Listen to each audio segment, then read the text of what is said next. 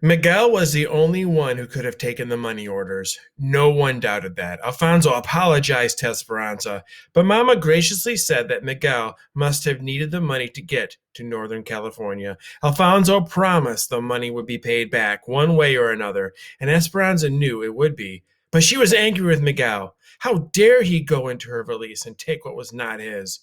And after all her hard work, Mama seemed to get a little stronger every day, although she took many naps. Hortensia was happy that she was eating well, and every day Esperanza brought home just picked fruit to tempt her. A few weeks later, Esperanza stood on the shed dock in the morning and marveled at the peaches, plums, and nectarines that poured into the shed. How will we ever sort them all? She asked. Josefina laughed. One piece at a time, it gets done. They started with the small white clingstone peaches and then the larger yellow Albertas. Mama loved the white peaches, so Esperanza set aside a bag for her. Then, after lunch, they sorted the flaming gold nectarines. Later, after lunch, they would still have to sort a few bushels of plums. Esperanza loved the elephant heart plums, mottled green on the outside and blood red on the inside. They were tangy and sweet at the same time. She stood in the midsummer sun during her lunch break and ate one, bent over so the juice wouldn't run down her chin. Josefina called her. Mira, she said, look, there's Alfonso. What's he doing here? Alfonso was talking to one of the supervisors.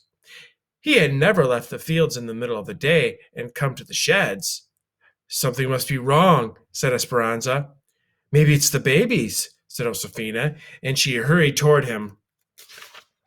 Esperanza could see them talking and slowly began walking toward them, leaving the line of women and stacks of lugs and plums. She tried to read from Josefina's expressions whether something was wrong. Then Josefina turned and looked at her. Esperanza felt the blood drain from her face, and she suddenly knew why Alfonso was here. It had to be Mama. The doctor had said she could have a relapse. Something must have happened to her. Esperanza suddenly felt weak, but she kept walking. Is it Mama? No, no. I didn't mean to alarm you, Esperanza, but I need you to come home with me. Hortensia is in the truck. But it's so early. It's okay. I talked to the supervisor. She followed him to the truck. Hortensia was waiting inside. We got a message from Miguel, she said. We are to meet him at the bus station in Bakersfield at 3 o'clock. He said he is coming from Los Angeles and that we should bring you. That's all we know. But why would he want me to come? Asked Esperanza. I could only hope that it's to apologize for his actions, said Hortensia. It was over 100 degrees. Hot wind whipped inside the cab. Esperanza felt the perspiration sliding down her skin beneath her dress. It felt strange to be riding to town on a workday, breaking her routine in the sheds. She kept thinking of all the elephant hearts that the others would have to pack short-handed. Hortensia squeezed her hand. I can't wait to see him, she said. Esperanza offered a tight smile. They arrived at the bus station and sat on a bench in front. The clerks all spoke to one another in English, their hard, sharp words meaning nothing to Esperanza. It always startled her when she heard English, and she hated not knowing what people were saying. Someday she would learn it. She strained to hear each announcement that was made, finally hearing the words she was waiting for. Los Angeles. A silver bus turned the corner and pulled into the bay in front of the station. Esperanza searched through the passengers seated on the bus, but couldn't see Miguel. She and Hortensia and Alfonso stood up and watched everyone getting off. And then, finally, there was Miguel standing in the doorway of the bus. He looked tired and rumpled, but when he saw his parents, he jumped from the steps, grabbed his mother, and hugging her, then his father, clapping him on the back. He looked at Esperanza and smiled. I have brought you proof that things will get better, he said. She looked at him, trying to be angry. She didn't want him to think she was glad to see him. Did you bring back what you have stolen?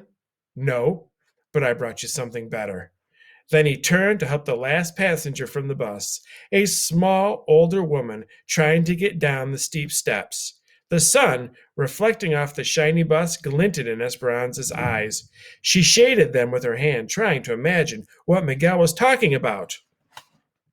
For a moment, she saw un fantasma, a ghost of Abuelita walking toward her, with one arm reaching out to her and the other pressing out a wooden cane. Esperanza, said the ghost. She heard Hortensia suck in her breath. Suddenly, Esperanza knew that her eyes were not deceiving her. Her throat tightened, and she felt as if she couldn't move.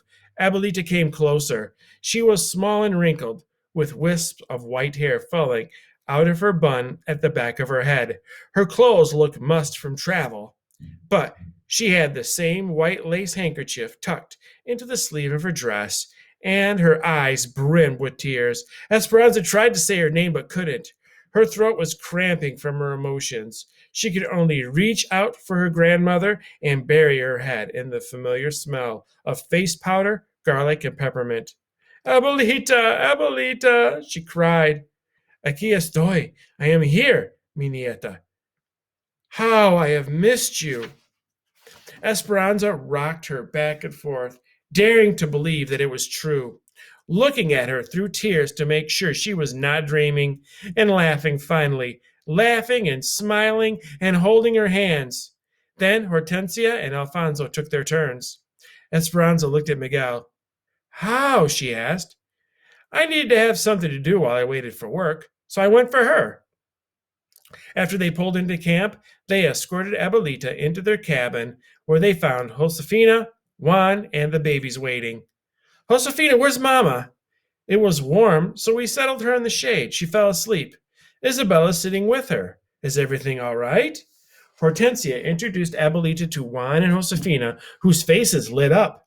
Esperanza then watched her grandmother look around the tiny room that now held pieces of their new life. Isabel's pictures on the wall, a bowl of peaches on the table, the baby's toys underfoot, Papa's roses, and a coffee can.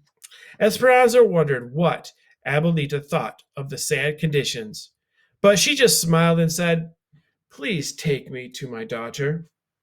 Esperanza took Abuelita's hand and led her toward the trees. She could see Mama reclining in the shade near the wooden table. A quilt was spread on the ground nearby where the babies usually played. Isabel was running back from the vineyard, her hands full of wildflowers and grapevines. She saw Esperanza and ran toward her and Abuelita.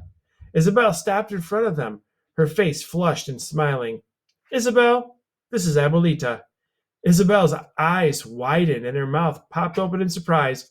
Do you really walk barefoot in the grapes and carry smooth stones in your pockets?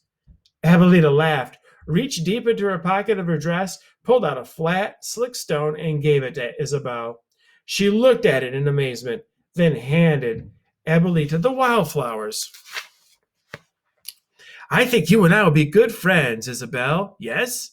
Isabel nodded and stepped aside so Abuelita could go to her daughter. There was no way to prepare Mama. Esperanza watched Abuelita walk to where Mama slept, resting on the makeshift lounge. She was framed by the vineyard, the grapes ripe and ready to drop. Abuelita stopped a few feet from Mama and looked at her. A stack of lace carpetas was at Mama's side, as well as her crochet needle and thread. Abuelita reached out and stroked her hair, gently pulling the loose strands away from Mama's face and smoothing them against her head. Softly, Abuelita said, Ramona. Mama did not open her eyes, but said, as if she was dreaming, Esperanza, is that you? No, Ramona. It is me, Abuelita. Mama slowly opened her eyes. She stared at Abuelita with no reaction, as if she was not really seeing her at all. Then she lifted her hand and reached out to touch her mother's face, making sure that the vision was true. Abuelita nodded.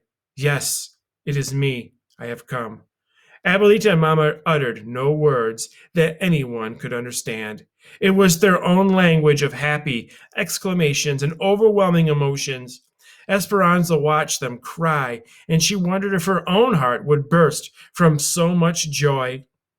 Oh, Esperanza, said Isabel, jumping up and down and clapping. I think my heart is dancing. Esperanza barely choked out the whisper. Mine, too. Then she picked up Isabel and spun her around in her arms. Mama would not let go of Abuelita. She scooted over and made Abuelita sit next to her and held on to her arms as if she might disappear.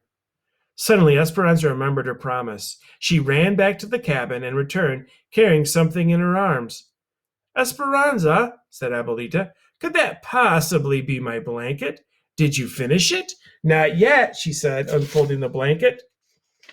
Mama held one end, and Esperanza pulled the other end. It reached from the chinaberry tree to the mulberry. It could have covered 3 beds. They all laughed. The yarn was still connected, waiting for the last row to be finished. And speaking of finishing, we'll finish the book tomorrow.